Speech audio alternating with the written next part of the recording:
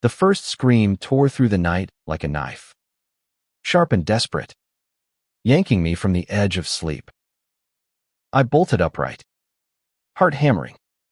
The thin, hostile blanket tangled around my legs. In the dim glow of the moon seeping through the window, I saw him, Malik, my roommate for this godforsaken study tour. His silhouette tense against the wall, eyes wide with something I couldn't name. We were strangers, thrown together by a cruel twist of fate and a budget-tight school trip to a coastal town in Oregon. I'm Ethan, the quiet kid from Portland, the one who'd rather hide behind a sketchbook than talk to anyone. Malik was the opposite, bold, magnetic, the kind of guy who could command a room with a grin.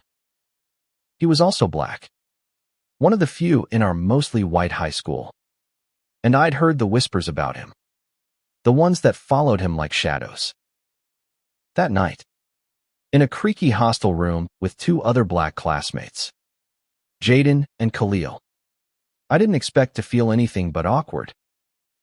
I was wrong. The scream came from Jaden, who was thrashing in his bunk across the room. No. No. Get off. He yelled, voice raw with panic. Malik was at his side in an instant, his hand steady as he shook Jaden awake. Hey, man, it's just a dream. You're safe. His voice was low, soothing, like he'd done this before. Khalil stirred, mumbling something, but didn't wake. I just sat there, frozen, clutching my blanket like a lifeline. Jaden's breathing slowed, but his eyes were still wild. It felt so real. He whispered, like I was back there, with them. I didn't know what he meant, but the weight in his words hung heavy in the air.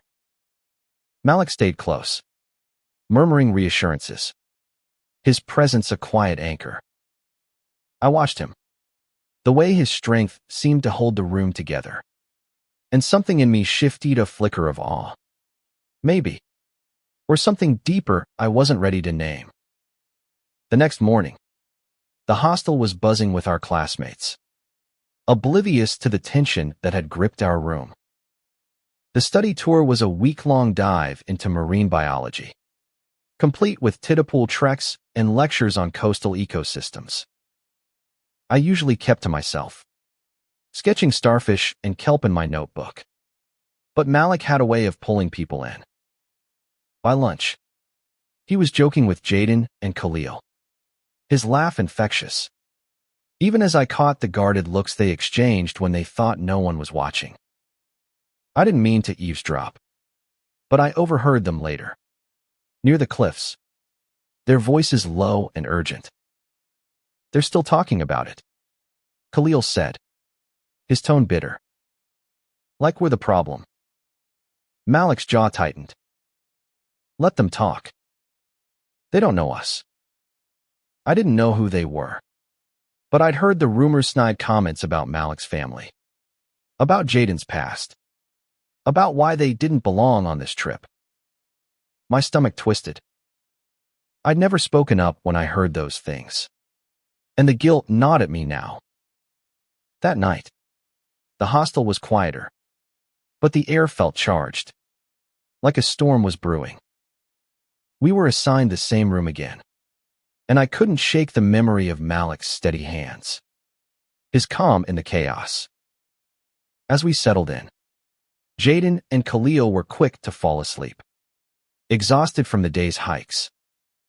Malik and I were left awake, the silence between us heavy but not uncomfortable. I was sketching in my notebook, the lines of a wave curling under my pencil, when he spoke. You're always drawing, he said, his voice soft but curious. What's in there? I froze, my sketchbook suddenly feeling like a diary I'd left open.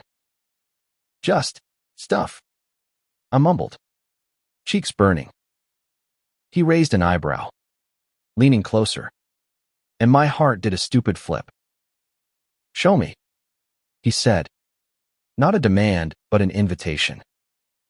Against my better judgment, I flipped to a Pagea sketch of the cliffs at sunset. All sharp angles and soft light.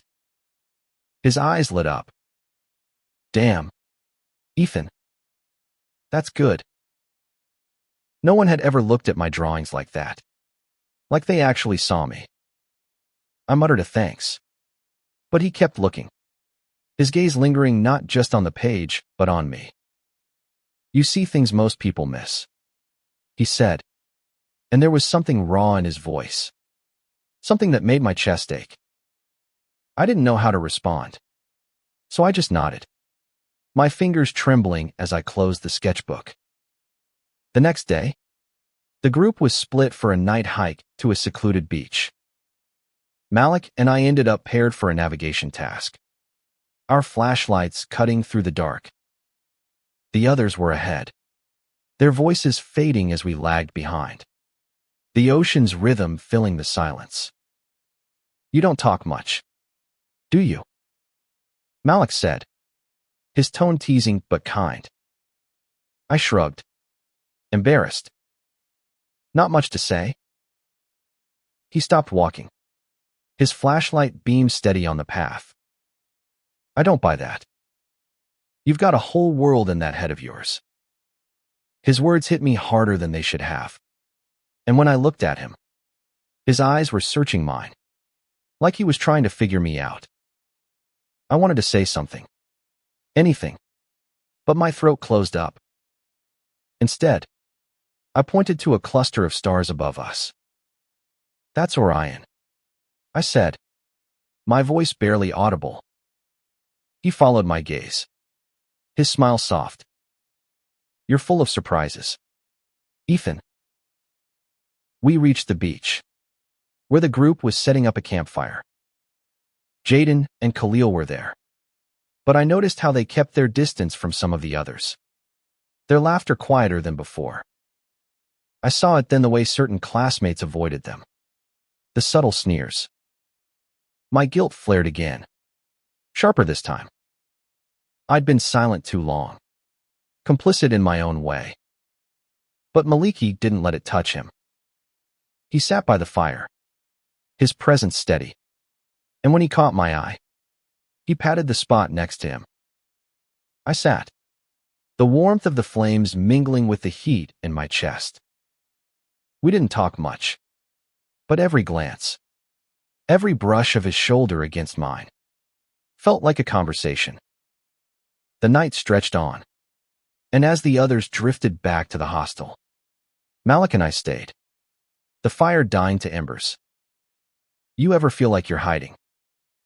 He asked suddenly, his voice low. I swallowed hard, my heart pounding. All the time, I admitted, and it was the most honest thing I'd ever said. He looked at me, really looked, and for a moment, the world was just us 12 kids on a beach, caught in something bigger than ourselves. You don't have to hide with me, he said, and my breath caught. I didn't know what was happening, but I knew I didn't want it to stop. The fire was down to glowing coals, and the beach was quiet except for the waves. Malik's words hung between us, you don't have to hide with me, and I felt like I was standing on the edge of a cliff, one step from falling. My heart was a mess, racing with fear and something else, something warm and terrifying that I hadn't let myself name. I looked at him, his face half lit by the embers, and saw a vulnerability he didn't show the world. What about you? I asked, my voice shaking. What are you hiding? He laughed softly, but it was tinged with something heavy. Plenty, he said, his eyes on the horizon. You don't grow up like me without learning to keep some things close.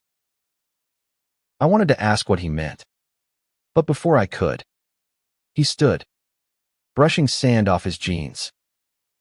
Come on, he said, offering me his hand. I took it, his grip warm and steady, and we walked along the shore, the cold tide nipping at our shoes. The night felt alive, like it was holding its breath, waiting for one of us to break the silence. I didn't know how to tell him that being near him made me feel seen, like the sketches in my notebook weren't the only thing I'd been hiding. Back at the hostel, Jaden and Khalil were already asleep, their steady breathing filling the room. Malik and I moved quietly, but every creak of the floorboards felt like a shout. I climbed into my bunk, my mind replaying the night at the campfire, his hand in mine, the way his words had cracked something open inside me. I couldn't sleep, not with him just a few feet away, his presence pulling at me like gravity. The next day was chaos. Our group was tasked with a scavenger hunt along the cliffs, but the mood was tense. I overheard a classmate, Ryan, muttering to his friends about keeping an eye on Malik and the others, his tone dripping with suspicion. My stomach churned. I'd heard Ryan before, tossing around slurs like they were nothing, but I'd never confronted him. Now, watching Malik laugh with Jaden as they examined a tidal pool, I felt a surge of protectiveness I didn't expect. During a break, I found Malik alone, sketching something on a rock with a stick. "You okay?" I asked, sitting beside him. He glanced up, his smile fading. "Yeah, just tired of the looks. You know." I nodded, even though I didn't fully understand. I'd never had to deal with the kind of scrutiny he faced daily. I heard Ryan talking. I admitted, my voice low. "He's an idiot." Malik's jaw tightened, but he didn't look surprised. He's not the only one. People like him, they see me, Jaden, Khalil, and they assume things. Always have. He paused, his stick tracing deeper lines in the sand. Sometimes I wonder if it's worth it, being here. I didn't know what to say, but the thought of him leaving, of this trip ending without him, made my chest hurt. "It's worth it," I said, too quickly. He looked at me, his eyes searching, and I felt exposed, like he could see every secret I'd ever kept. "You think so?" he asked, and there was a challenge in his voice, but also a hope that made my heart stutter. That night, the hostel was louder, the group rowdy from the day's activities. But in our room, it was just the four of us again, and the air felt different charged, like something was about to break. Jaden was quieter than usual, his eyes distant, and Khalil kept checking his phone, his face tense. Malik noticed too, but he didn't push. Instead, he pulled out a deck of cards and started dealing, his grin disarming. "Let's play something. Take our minds off things."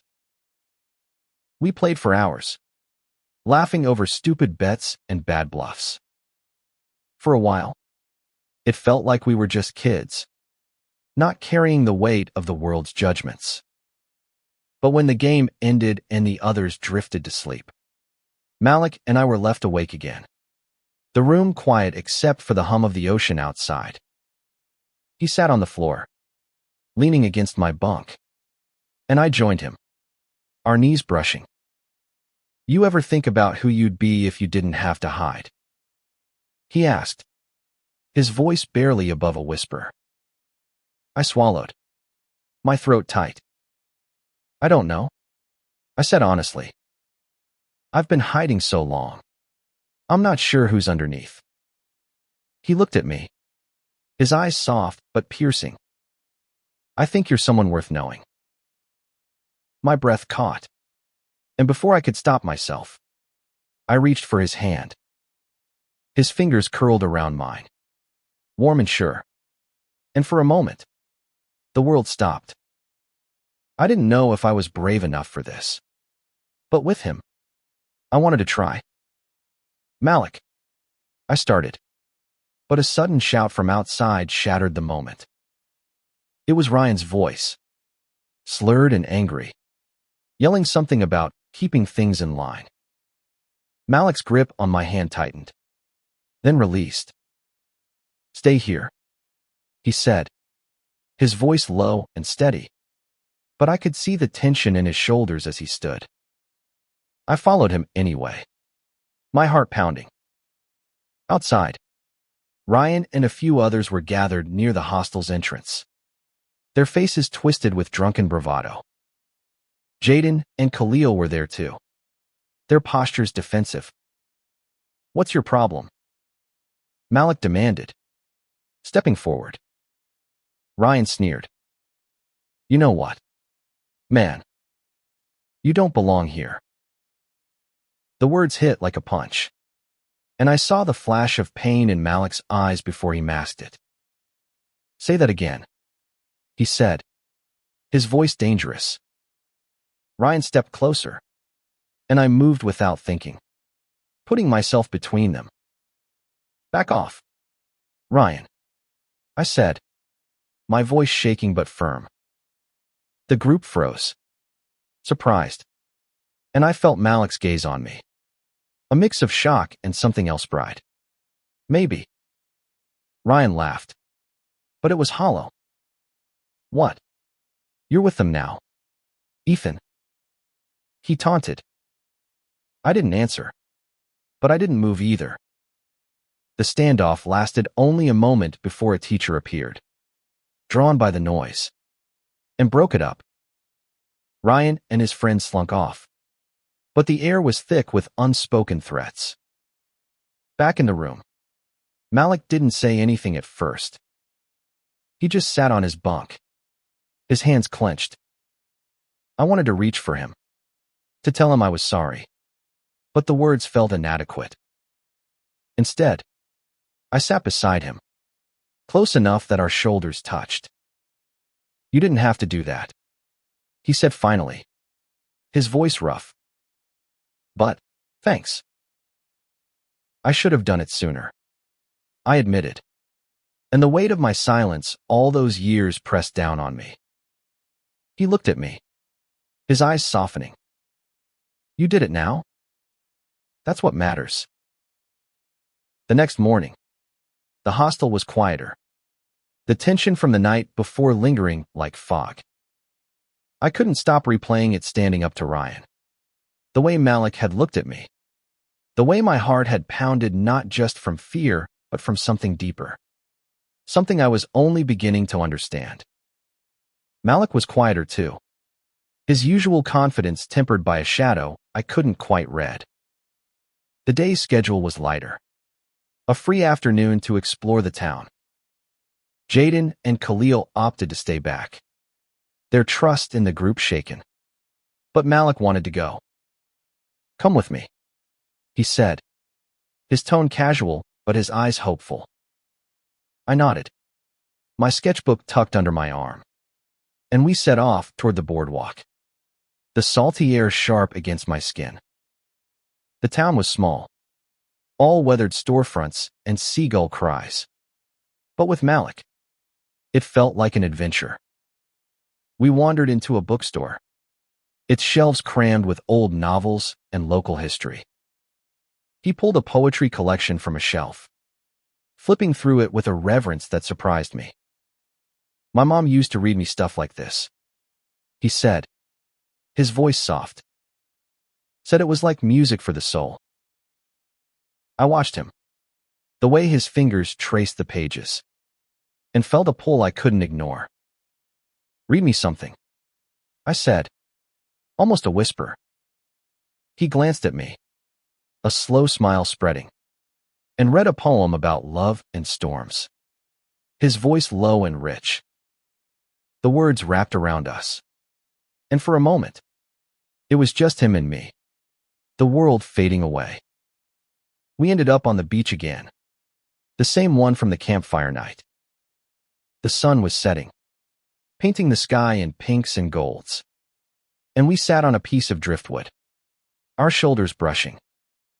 "You're different out here," Malik said, his eyes on the waves. "Less closed off." I swallowed, my throat tight. "You make it easier," I admitted, and the truth of it burned. He turned to me, his gaze intense. "Ethan, what are we doing?"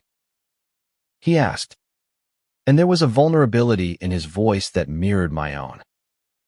I didn't have an answer, not in words, so I leaned closer, my heart thundering. His hand found mine, and when our lips met, it was soft and tentative, like we were both afraid to break something fragile.